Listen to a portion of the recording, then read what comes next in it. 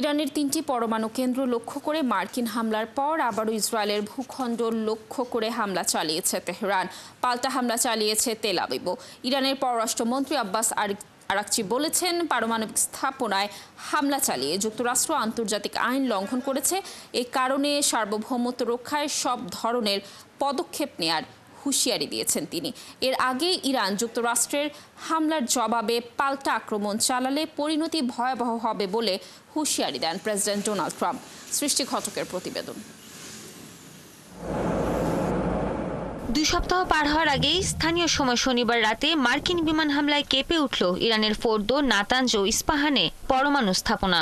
এরপরই রবিবার সকাল থেকে ইসরায়েলের দফায় দফায় ক্ষেপণাস্ত্র হামলা চালিয়েছে Iran. Tel Aviv, Jerusalem, Haifa এবং দখলকৃত পশ্চিম তীরেও আঘাত এনেছে এসব ক্ষেপণাস্ত্র। থেমে নেই ইসরায়েলও। ইরানের হামলার পর দেশটির পশ্চিমাঞ্চল লক্ষ্য করে পাল্টা হামলা শুরু করেছে দেশটির প্রতিরক্ষা বাহিনী IDF। এর আগে হামলা চালিয়ে স্থানীয় সময় শনিবার রাতে জাতির উদ্দেশ্যে দেয়া ভাষণে যুক্তরাষ্ট্রের প্রেসিডেন্ট ডোনাল্ড ট্রাম্প দাবি করেন, মার্কিন বিমান হামলায় ইরানের পারমাণবিক স্থাপনা পুরোপুরি ধ্বংস হয়ে গেছে। তেহরান যদি শান্তি স্থাপন না করে তবে আরও হামলা চালানোর হুমকিও দিয়েছেন ট্রাম্প। হয় শান্তি আসবে, নয়তো ইরানের জন্য গত 8 দিনে আমরা যা দেখেছি তার চেয়েও বড় ট্র্যাজেডি হবে। মনে রাখবেন, এখনো অনেক লক্ষ্যবস্তু বাকি আছে। যদি শান্তি দ্রুত না আসে তাহলে আমরা নির্ভুলতা, দ্রুততা এবং দক্ষতার সঙ্গে আমাদের লক্ষ্যবস্তুতে হামলা চালাবো। শুধু তাই নয়, ইরানে হামলা চালিয়ে নিজেই নিজেকে ধন্যবাদ জানিয়ে ট্রুথ সোশ্যালে পোস্ট দিয়েছেন ট্রাম্প। যুক্তরাষ্ট্রের এই হামলা ইতিহাস বদলে দেবে বলে মন্তব্য করেছেন ইসরায়েলের প্রধানমন্ত্রী বেনিয়ামিন নেতানিয়াহু। অভিনন্দন প্রেসিডেন্ট ট্রাম্প। ইরানের পারমাণবিক স্থাপনায় হামলা চালানোর এই সাহসী সিদ্ধান্ত যুক্তরাষ্ট্রের ইতিহাস বদলে দেবে। অপারেশন রাইজিং লাইনে ইসরায়েল সত্যি দারুণ করেছে, কিন্তু আজ যুক্তরাষ্ট্র ইরানের পরমাণু স্থাপনায় যে হামলা করেছে তা অতুলনীয়। তারা এমন কাজ করেছে যা বিশ্বের কোনো দেশ করতে পারত না।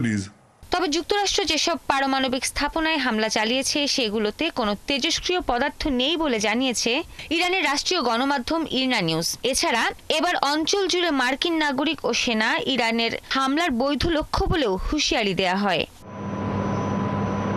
ইরানের পারমাণবিক স্থাপনায় মার্কিন হামলাকে জঘন্য উল্লেখ করে এর প্রতিক্রিয়ায় এবং আত্মরক্ষায় যে কোনো পদক্ষেপ নেওয়ার অধিকার তেহরানের রয়েছে বলে মন্তব্য করেছেন ইরানের পররাষ্ট্রমন্ত্রী আব্বাস আরাকচি। এদিকে ইরানে যুক্তরাষ্ট্রের হামলার প্রতিক্রিয়ায় উদ্বেগ জানিয়েছেন জাতিসংঘের মহাসচিব অ্যান্তোনিও গুতেরেস। তিনি বলেছেন, এখন এই সংঘাত নিয়ন্ত্রণের বাইরে চলে যাওয়ার বড় ধরনের ঝুঁকি তৈরি হয়েছে। সৃষ্টি ঘটক, ৭১। দর্শক, ইরান ও ইসরায়েল উত্তেজনা এবং ইরানে মার্কিন হামলা নিয়ে বিশ্লেষণ করতে আমাদের সাথে যুক্ত হয়েছেন আন্তর্জাতিক বিশ্লেষক অধ্যাপক M শহীদুজ্জামান। শহীদুজ্জামান, আপনাকে স্বাগত জানাচ্ছি ৭১ বিশ্বযোগে। শহীদুজ্জামান, আপনার কাছে একটু জানতে চাচ্ছিলাম যে শেষ পর্যন্ত তো সব আহ্বান উপেক্ষা করে ইরানে হামলা চালিয়েছে ট্রাম্প প্রশাসন। কি ধরনের প্রভাব পড়তে পারে আসলে মধ্যপ্রাচ্যে, আর বিশেষ করে বিভিন্ন দেশে তো মার্কিন ঘাঁটি রয়েছে, প্রতিক্রিয়া আসলে কি ধরনের হতে পারে? আপনার বিশ্লেষণ কি বলছে? ধন্যবাদ। আমি প্রথমে সবচেয়ে তাৎপর্যপূর্ণ ব্যাখ্যাটা দিতে চাই, যেটা ইরানের এক অধ্যাপক লন্ডন স্কুল অব ইকোনমিক্সে ফাওয়াদ জার্জিস, তিনি যে ধারণা দিয়েছেন সেটা হচ্ছে এই, যে মার্কিন যুক্তরাষ্ট্র যে উদ্দেশ্যে ইরানের পারমাণবিক স্থাপনায় হামলা চালিয়েছে সেই উদ্দেশ্য মোটেও চরিতার্থ হওয়া সম্ভব না। কেননা যে এনরিচড ইউরেনিয়াম, যা কিনা তেজস্ক্রিয় পদার্থ এবং যেটা আণবিক অস্ত্র তৈরির জন্য অপরিহার্য, সেটা অনেক আগেই ইরান সরিয়ে নিয়েছে এবং সেটা ইরান সরিয়ে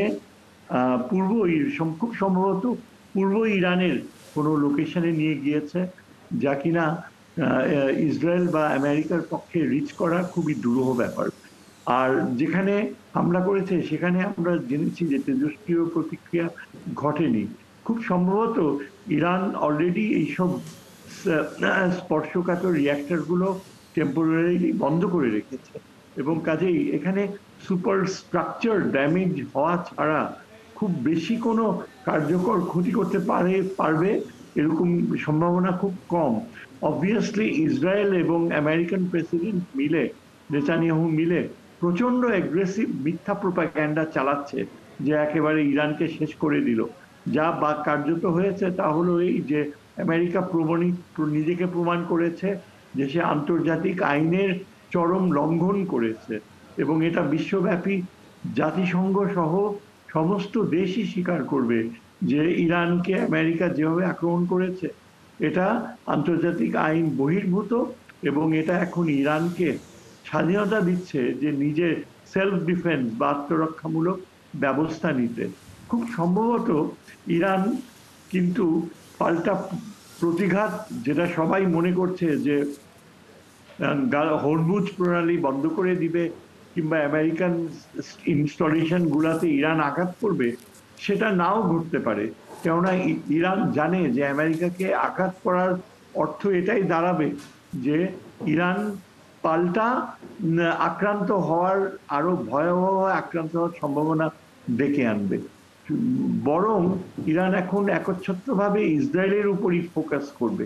তার সমস্ত সামর্থ্য ও কার্যকর যে অস্ত্রগুলো রয়েছে সেটা সম্ভবত সে ইসরায়েলকে একেবারে পরাভূত করার জন্যই ব্যবহার করবে।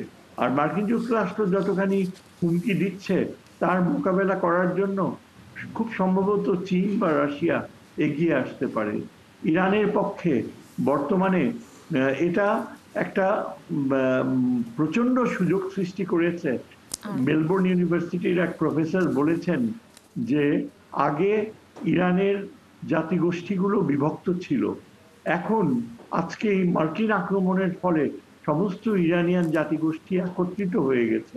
স্পেশালি নতুন প্রজন্ম যারা 69-এর আমেরিকান আক্রমণ রোল সম্পর্কে অবগত ছিল না, এবং এই নতুন প্রজন্ম অনেকটাই পশ্চিমা ও আমেরিকার প্রতি দুর্বল ছিল, তারা এখন পুরাপুরি ঘুরে দাঁড়াচ্ছে। তারা এখন সরাসরি মার্কিন যুক্তরাষ্ট্রের যে অত্যন্ত নগ্ন আন্তর্জাতিক আইন ভঙ্গ করা, এটা নিজের চোখে ধন্যবাদ আপনাকে আমাদের সাথে যুক্ত থাকার জন্য। আমরাও আসলে চাচ্ছি যে ইরান ইসরায়েলের যে সংঘাত রয়েছে তা দ্রুতই শেষ হোক। দর্শক, আমাদের সাথে যুক্ত ছিলেন আন্তর্জাতিক বিশ্লেষক অধ্যাপক এম শাহিদুজ্জামান। ইরানের পরমাণু কেন্দ্রগুলোতে হামলার জন্য যুক্তরাষ্ট্র ব্যবহার করেছে B-2 বম্বার্স। কেন এই বিমান ব্যবহার হলো, এর কাজই বা কি, বিশেষত্ব কি সেই বিমানের? দর্শক জানাচ্ছেন আফসানা শাওন। মিজোরের হোয়াইটম্যান বিমান ঘাঁটি থেকে গুয়াম দ্বীপের দিকে উড়ে যায় 6টি B-2 bombers. Flight tracking data থেকেই জানা গেল এই তথ্য। লক্ষ্য সুদূর ইরান। সম্প্রতি গণমাধ্যমের নজর কেড়েছে B-2 বম্বার্স। বলা হচ্ছে ভারী বোমা, বড় আকারের অর্ডিন্যান্স পেনেট্রেটর বহনে সক্ষম B-2 স্পিরিট। এমনকি ইরানের ভূগর্ভে থাকা পারমাণবিক স্থাপনাও গুঁড়িয়ে দিতে পারে এটি, আর হলো তাই। বিশেষজ্ঞদের মতে ইরানের ফোর্দো পরমাণু কেন্দ্র ধ্বংসের জন্য বিশেষ যেই বোমাটি দরকার তা বহন করতে পারে একমাত্র B-2 স্পিরিট। বিমানটির পুরো নাম নর্থ্রপ B-2 স্পিরিট। একে স্টেলথ বম্বার নামেও ডাকা হয়। বিমানটির বিশেষত্ব হলো একে সহজে শনাক্ত করা যায় না। বিমান বিধ্বংসী ব্যবস্থাও খুঁজে পায় না এর অস্তিত্ব, আর তাই সহজেই ধ্বংসও করা যায় না একে। বিমানটি চালাতে দরকার হয় 2 জন পাইলট। প্রচলিত ও থার্মোনিউক্লিয়ার বোমা বহন করতে পারে B-2 স্পিরিট। পরিমাণটাও নেহাত কম নয়। 230 কেজি ওজনের 80টি GPS গাইডেড বোমা এবং 1100 কেজি ওজনের 16টি B-83 পরমাণু বোমা বহনে সক্ষম এই বিমান। 70-এর দশকের মাঝামাঝি সময় থেকে স্টেলথ প্রযুক্তি নিয়ে কাজ শুরু করে যুক্তরাষ্ট্র। 1976 সাল নাগাদ দূরপাল্লার কৌশলগত হামলার অবস্থায় পৌঁছায় স্টেলথ প্রযুক্তি। 1977 সালে বিষয়টি জানানো হয় তৎকালীন প্রেসিডেন্ট জিমি কার্টারকে। তিনি আরও গবেষণার নির্দেশ দেন, বাতিল করেন B-1 বম্বার্স। 1979 সালে নির্বাচনী প্রচারণায় রোনাল্ড রিগান অভিযোগ করেন প্রেসিডেন্ট জিমি কার্টার প্রতিরক্ষা খাতে ব্যর্থ। পরে 1980 সালে আনুষ্ঠানিকভাবে জানানো হয় একটি বোমারু বিমান সহ স্টেলথ বিমান তৈরি করছে যুক্তরাষ্ট্রের প্রতিরক্ষা বিভাগ। সবশেষ তথ্য অনুযায়ী যুক্তরাষ্ট্রের কাছে মোট 19টি B-2 স্পিরিট আছে। একটি 2008 সালে বিধ্বস্ত হয়, আরেকটি বিধ্বস্ত হয় 2022 সালে। 2032 সাল পর্যন্ত B2 স্পিরিট বিমান ব্যবহারের পরিকল্পনা করেছে যুক্তরাষ্ট্রের বিমান বাহিনী। আফসানা শাওন, 71।